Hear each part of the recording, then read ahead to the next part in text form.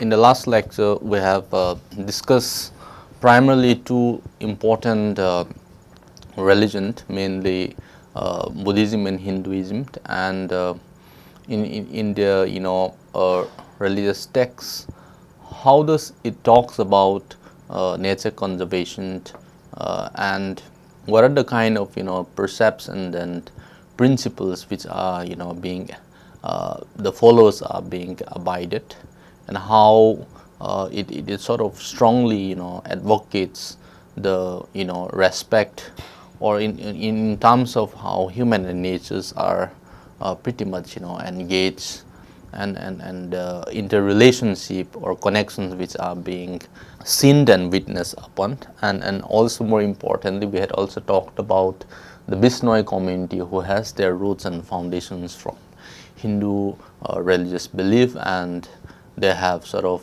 engaged in trying to conserve nature in their own capacity.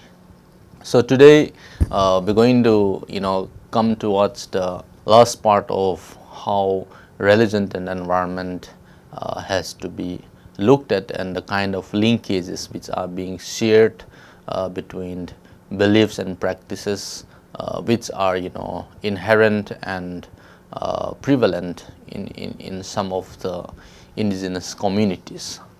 So, and at the conclusion, we will also be looking at the kind of Christian religious ethics which is being outlined by none other than Pope John Paul. So now, before we go to it, it is important for us to again and look at the indigenous belief and practices which are pretty much prevalent and common few decades or centuries back. The pre-Christian religious practices which is predominant in an indigenous community in the northeast India.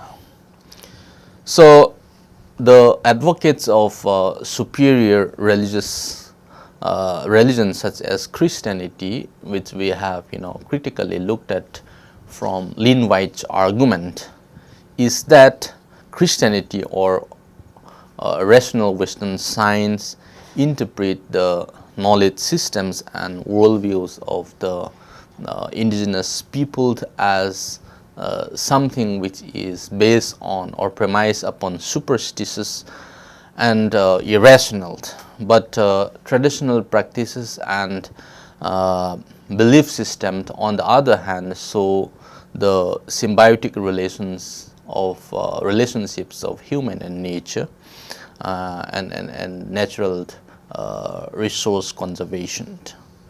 So this to understand this relationship is again important for ensuring the management of natural resources sustainably, and at the same time with respect to the notion of development. So many of the traditional societies or indigenous communities for that matter maintained a holistic view of the socio-ecological system, which often is being protected by cultural and religious values, beliefs and rituals, which sort of engage with the linkages and intimately related to the management of their ecosystems. So in this discussion, it is a working paper, and it is based on the case study which I have undertaken myself, and by looking at Indoi symbolism which is prevalent among the Kuki communities in northeast India, it will an attempt will be made to demonstrate that the traditional belief and practices of the indigenous Kuki community in the northeastern region of India, that is their pre-Christian ancestral worship, which is categorized as animism or animistic belief, and the interplay of the social, spiritual and material processes in some sense serve as a valuable and conserving the biodiversity. Now, if you look at the way in which how traditional belief and practices were pretty much or intricately linked with humans and natures and their natural resource conservation. So scholars who have actually worked on the natural resource management vis-a-vis sustainability in some sense is driven by the beliefs and behaviors of human communities and local cultures which are strengthened by their intimate connections to the natural environment that sustain them for generations. Now, we also in some way witness have come across in existing literatures that traditional societies by and large maintain a holistic view of the socio-ecological system, and many scholars actually have acknowledged that culture and religion determined attitudes and behavior towards the environment. So you can sort of like look at the works of Guwahati and Gottlieb. Now, culture and religion to a large extent has influenced or determined human attitudes and behaviors towards the how they relate with the environment, and also almost every societies have a unique way of viewing or respecting or maybe valuing natures and elements of diversity. Now, human cultures again have many different ways to interpret the world. That is, how do they make sense of the environment or their surroundings. So this notion of meanings which are being attributed or the kind of interpretations which are in relationship with the environment or the natural world are actually if you look at the communities like the indigenous or maybe the non-industrialized communities, there is a sense of closeness or connections with their natural world. So which again can be seen from the works of Pilgrim et al. And Gatgill. So therefore, across the successive generations, it is also vital and important to see that human cultures in some way have shared or certain kinds of meanings are being attributed to the natural systems and also processes in various ways. So those includes livelihoods, the cosmologies, worldviews, and again spiritual beliefs. So therefore, the worldview again is being conditioned by the kind of not just the social and culture alone, but also in their material pursuit, that is which is closely related with the notions of livelihood systems. So therefore, the culture and materialism in some way is again pretty much intertwined and connected. So therefore, their social and culture practices in some way becomes entangled and interconnected with their material practices. For instance, rituals and then belief system which are connected with regards to their cultivations or agricultural systems have actually become a way of life for those communities who are engaged into. So therefore, one can again see that biodiversity and sustainable development provide the very essence of how the role of indigenous institutions and also their traditional ecological knowledge can be positions and capture. So therefore, the indigenous institutions, for instance, their cultural belief and practices, and then for that matter their knowledge system, which has been developed and learned over successive generations, can actually be seen to be very much part and parcels of these communities who have closely live in and around the natural system. So an attempt has been made in this study to establish the symbiotic relationship between culture and cosmology of the indigenous Kuki people who are based in northeastern region of India, and their relationship with the biodiversity vis-a-vis nature. So therefore, these communities which I am trying to cite as an example or a case study have been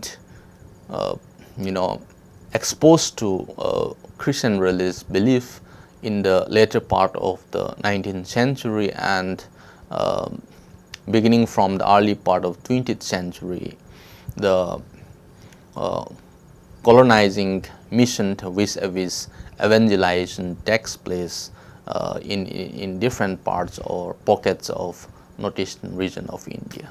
So the missionaries were actually pretty much influential, and through their work and mission, many of the indigenous communities, particularly in northeast region of India, have converted or received Christian religion. So as it goes on, maybe towards the pre-independence period or almost towards the independence period, many of the tribal communities have actually become part and parcel of professing Christian religion or Christianity. So my point is that how do we really captured and looked at their notions of beliefs and practices that is in their pre-Christian days, or maybe in their pre-Christian religious beliefs and systems. So one can actually to a large extent or convincingly say that these communities actually have a different worldview in terms of relating with nature, or in other words, how well they have conserve and sustainably use the natural resources, which are again being conditioned or based on their traditional belief system, which are mostly premised as the animistic faith and ecological knowledge. So my argument again is based on by taking the case of the symbolism, that is how symbols are being used to enhance their religious belief system, that is the prevalence of indoi, which is a house magic which is usually being hung at every household of the Kuki community, and the way in which the priest, that is the Thempu, actually plays an important or an intermediary between the sacred and the profane. How this secular and religious world is being interconnected. So that in some way through these processes there is an interplay or which of course regenerate the body, the land, and the Kukis ancestral connections and their social identity. Now in this study we would also be trying to engage by looking at the way in which how the Kuki, Kuki indigenous worldview or the indigenous Kuki worldview and knowledge system possessed, and also the use of natural resources, both flora and fauna, in connections with rituals, which of course has a great functional value for the biodiversity conservation. So the traditional belief and practices of the indigenous Kuki people in particularly in northeast region of India, that is their pre-Christian ancestral worshipped, in some way serve as an important tool in conserving biodiversity. However, with the inroads or with the coming of Christianity, that is beginning from late 19th century, as I have already spelled out, in some way tends to eliminate or gradually took away the sacred elements and sanctity of nature, and also changed the faith contour of the indigenous people. So many of these rituals and practices, which are part and parcel of their social cultural identity, are being frowned upon, discouraged by many of those Christian missionaries, and are also seen to be evil practices, which are ungodly, and which are seen to be barbaric or a savage practices. So with that notion of a Western civilizational discourses, or with that Western civilization mission, the Christian missionaries in some way were successful in trying to get rid or do away with many of the social and cultural practices vis-a-vis the knowledge system which many of these indigenous communities and particularly the indigenous Kuki people, their way in which how the sacredness or their connection with nature is being eliminated. Now let us quickly look at the cosmology, that is the way in which how culture and nature is being interconnected. So the Kuki tribal religious beliefs and practices does not really create a binary between nature and culture, or for that matter human and nature. So it always tries to address and see things as a cosmic whole, that is in a much more holistic and in a much more one body.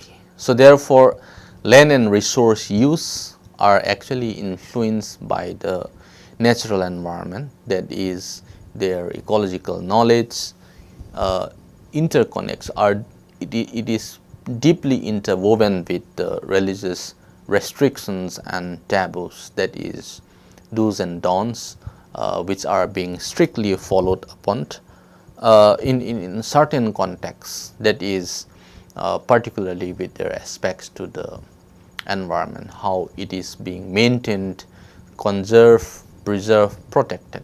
So that elements of sacred groves are also very much integral part of the Kuki religious belief system. So therefore, as I had pointed out, that the civilizing mission of the Christian missionaries in some way has targeted many of these elements, or maybe the symbols which are being very much interrelated with the traditional belief systems.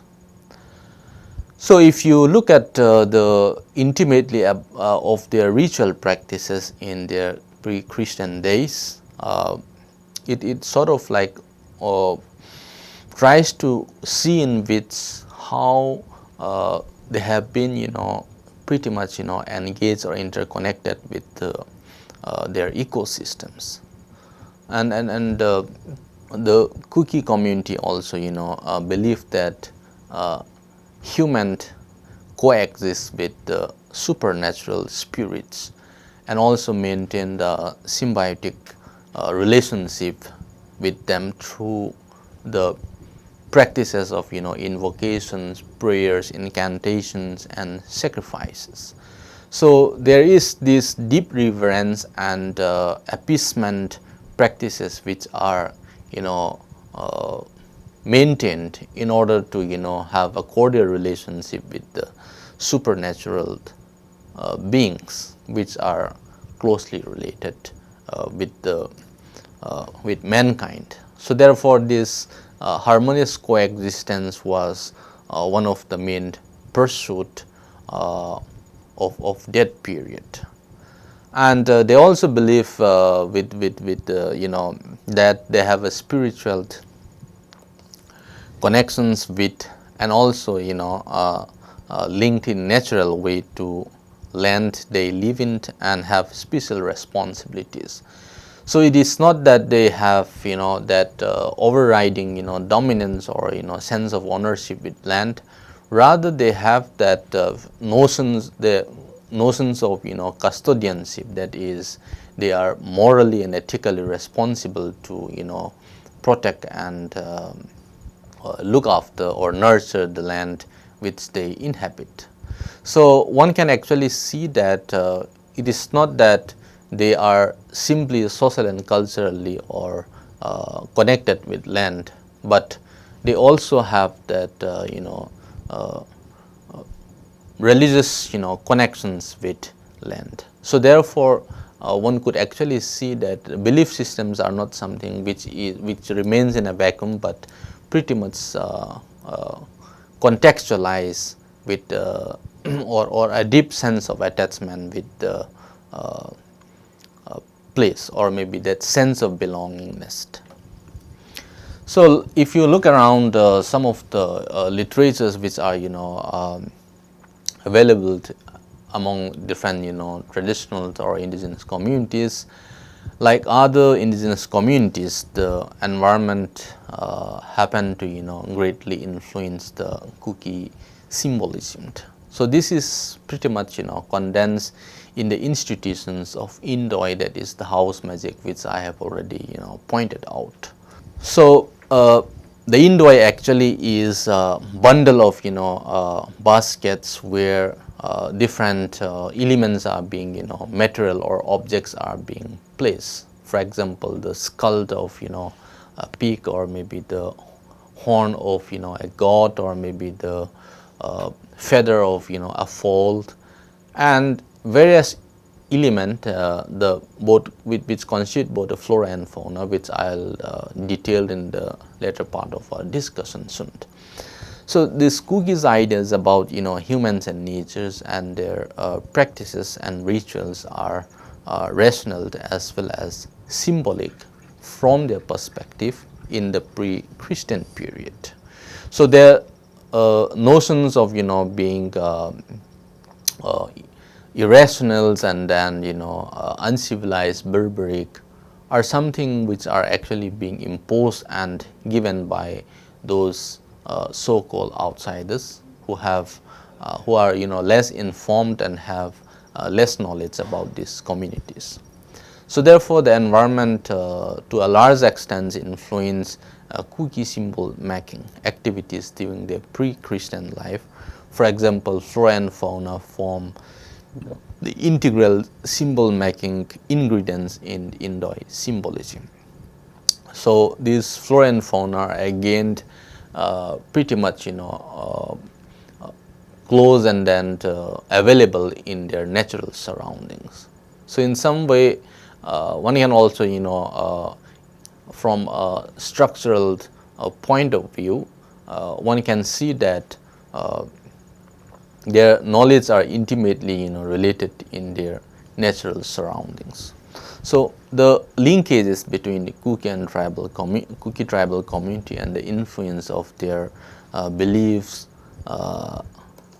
social practices, livelihood strategies, and the environment is explicit in their symbol making, that is with regards to the institutions of Indoi. So therefore this explicitly tries to bring out that nature of Kuki cosmology. So therefore, the environment shapes their cosmology, and because their notions of idea or of space and time and worldview are actually being shaped and conditioned by the environment. So it is not something which is based on the notions of progress or linear, but rather it is being cyclical in nature, because there is a notions of interrelationship among different species at the same time vis-a-vis their environments.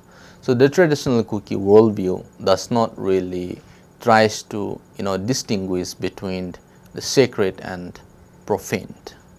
So for details on sacred and profane, you could perhaps would like to see Durkheim's elementary forms of religious life.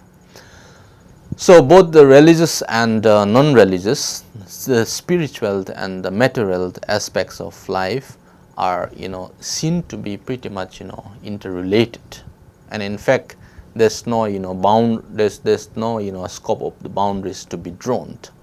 So therefore there is this sense of cosmic oneness, that all things share the fundamental nature and same interaction with each other, so which are mutually dependent, and one cannot really exist without the other. So we could actually again see that before they actually converted to Christianity, and during the first half of 20th century, the spiritual domains of their life were particularly intimately related with the social and natural processes. So therefore there is this elements of the coexistence with the supernatural or unseen spirits, which are always being revered or through sacrifices and prayers, as I have already pointed out. So this notion of cosmology or cosmological constructs are again culturally generated. So they in some way provide framework for culturally specific modes of thought, categories, values and laws, and again function to idioms of explanations and ways of creating and maintaining an ordered mental universe. So the Kuki's notions of universe or conceptual universe also has evolved out of their everyday experiences, that is the community's experience of living in their physical environment or physical world with their social, cultural and religious beliefs systems. So many of the natural phenomena or maybe their natural surroundings in some way has influenced their very idea of their worldview, or maybe in general their cosmology or cosmological constructs. So therefore flora and fauna again are pretty much integral to their beliefs and practices. Now a former shaman who is revered as or called as a Thimphu has maintained that while propitiating, that is by offering prayers, they usually engage in taking the names of their or hills of their immediate surroundings. For example, the Kobrute, which means it sort of like tries to propitiate and revere the spirits which dwell in that particular hill or mountain called Kobru.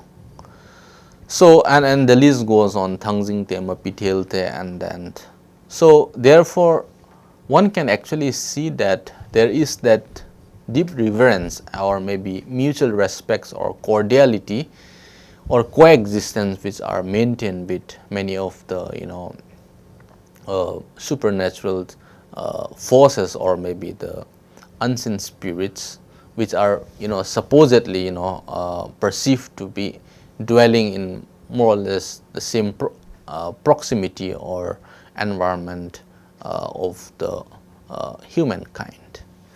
So therefore, myth, lore, and incantations in some way express that sense of gratitude and offer prayer, which sort of seeks to protect them, help them, and also from the security point of view.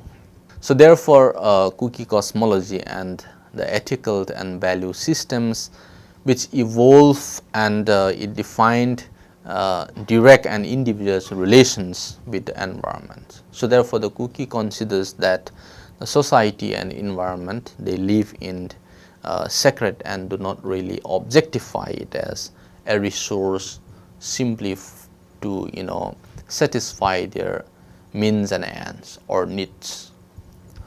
So in the traditional cookie belief system, the supernatural beings controlled their nature and social life. And then the cookies also believe in the concept of Chungpathin, that is the creator of the universe. So remember, even when we talked about this notion of like how ethics of conservations or biodiversity conservations, the notions of creation again is important. How a particular religion talked about the worldview and then that sense of universe or creations. So they believe in the existence of supernatural power or God, or the existence of God, which is perceived to be a sustainer or a provider of nature and all its inhabitants, and who manifests himself not really outside but as an integral or very much part of nature. So which is more or less within that same domain. So they also believe in the existence of the semi-divine beings or minor spirits, which are again given utmost importance to appease them. Otherwise, because that there is a belief that they could happen to have certain kinds of calamities or consequences like disease, crops, rains, and even the extreme of causing death. So therefore, there is this attention being given to them. And therefore, in this pursuit, the Thempu or the priest or shaman actually plays an important or an intermediary role between the spiritual forces and the human beings. So these spirits are again being appeased or placated through a performance of elaborate rituals and sacrifices, which of course constitute prayers of puisap, for example incantations. There are doggerel words which are being chanted, and which of course has is not very much well versed to every common person. So these priests are actually have that specialized knowledge of how to mediate between the spirits and the human beings. So they are the one who actually officiate these rituals. So therefore, this priest or Thempu plays an important role in the traditional religio-cultural life of the Kuki people, and he has that ultimate magical powers and also the ability to propitiate the spirits who are sometimes angry or displeased. So the Thempu therefore praise and appease spirits by offering their sacrifices, maybe slaughtering a pig or maybe slaughtering a foal.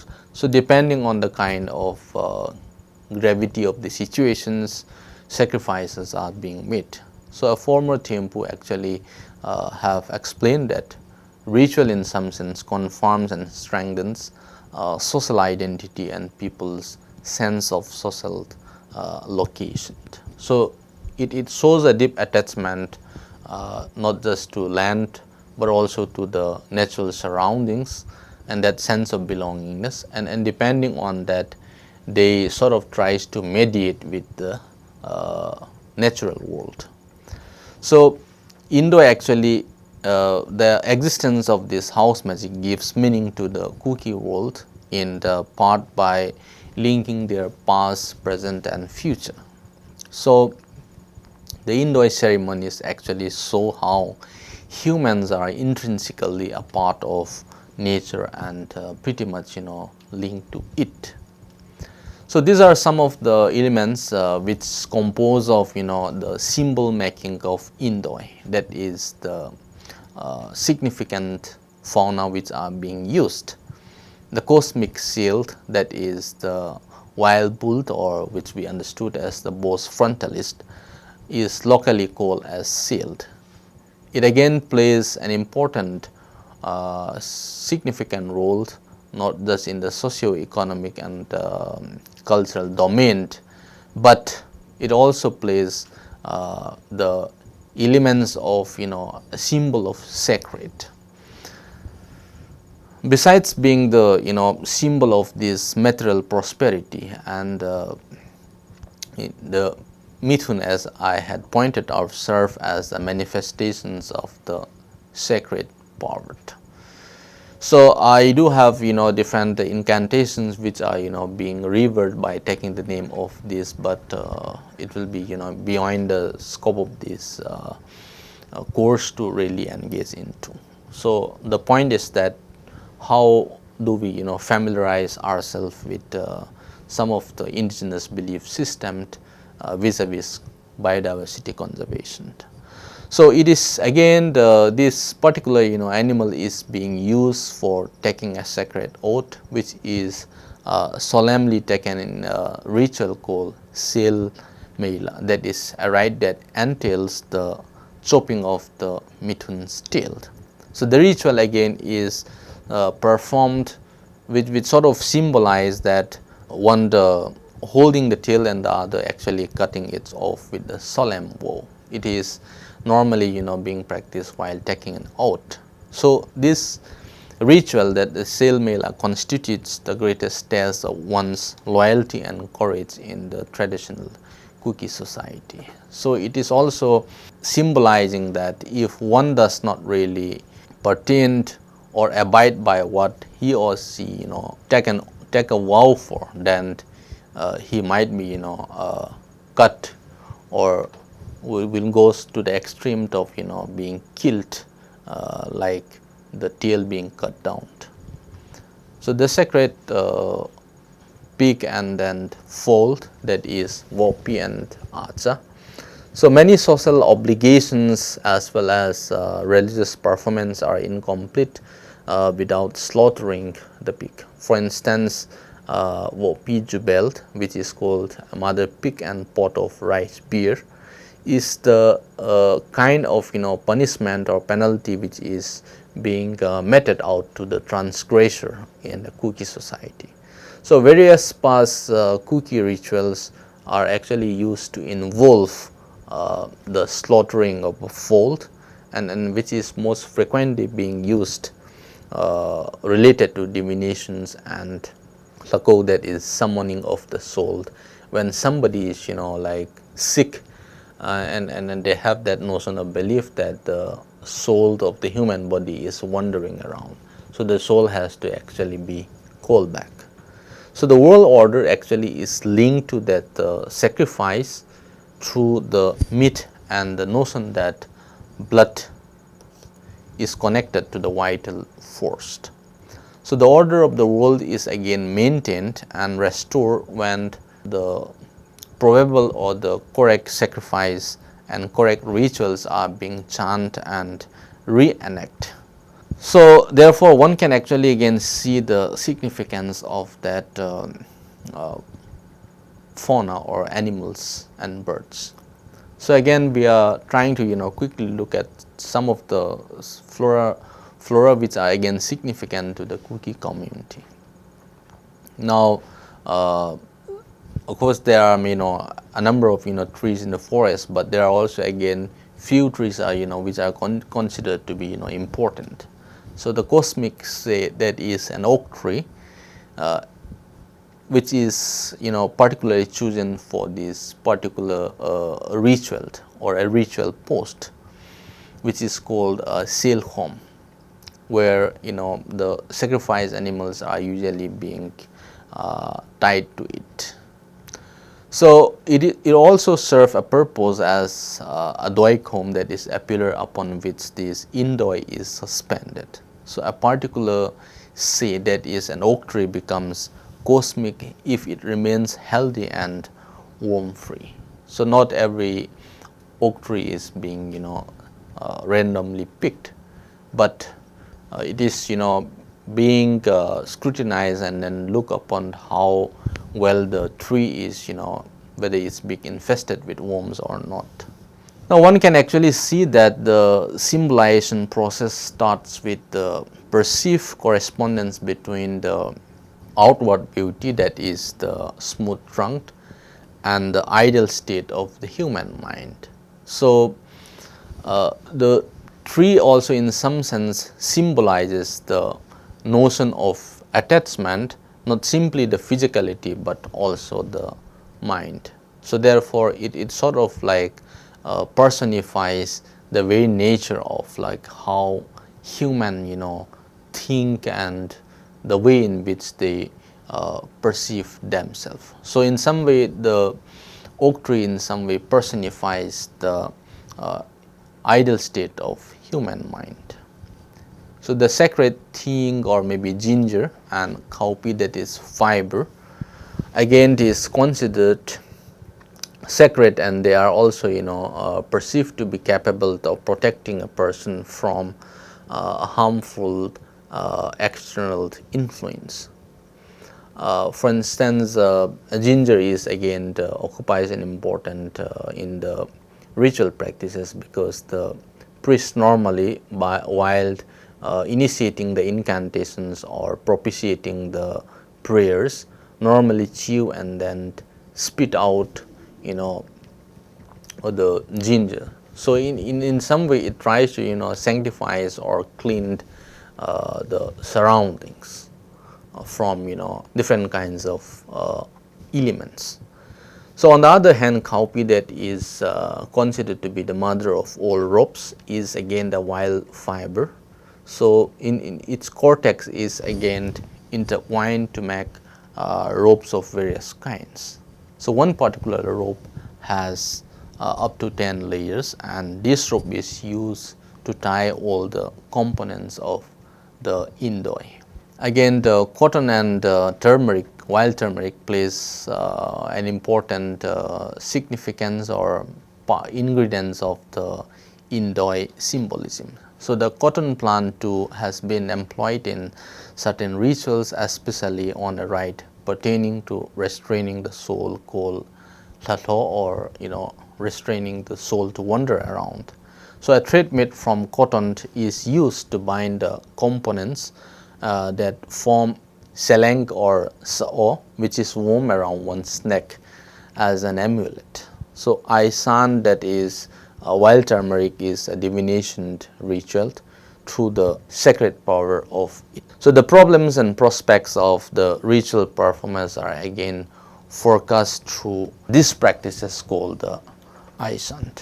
The bamboo and gourd again plays an important role, and many religious ceremonies requires and implement made from gopi. For example, the chon ritual, that is the greatest cookie feast, cannot be performed without a chon tool, that is a hook made from bamboo for the ceremonial or the sacrificial killing of the mithun.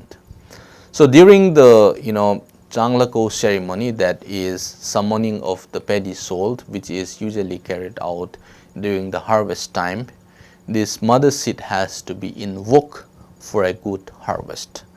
So the gourd is again comparable to the mother's womb, because it can really sustain and function as a container of storing different kinds of seeds. So this action in some way tries to reinvigorate the virile paddy by returning to its womb. So what we have seen so far from our discussion is that there are the different flora and fauna which are very much integral part of the Kuki religious, or symbol making, and these are considered to be sacred, and through this one can also see the kind of interlinkages between how the natural worlds are being appeased vis-a-vis by using different kinds of components, which again made out a very important significant part of their religious or the indigenous Kuki religious belief system. So the Kuki religious worldview or their social worldview is based on the premise of ecological and normative principles which are being learned and built upon their experience and expectation, which are culled through generations of interactions with the natural environment. So the inroads of or the advent of Christianity has actually altered and replaced much of the Kuki worldview, and the Western cultural values and practices have supplanted Kuki culture so much so that they are competent neither in the traditional skills nor in Western knowledge. So with the coming of this Western civilization, indigenous peoples and traditions came to be regarded as being less progressive and being sidelined. So one can sum up by saying that rituals and ceremonies are central to any understanding of not simply their identity and their well-being, but also the Kuki people as a community. So therefore traditional belief and practices demonstrated ecological wisdom in respecting and protecting the ecosystem. So in the primal Kuki religion, nature was conceived primarily as a symbolic system through which God speaks to man, that notion of interconnections.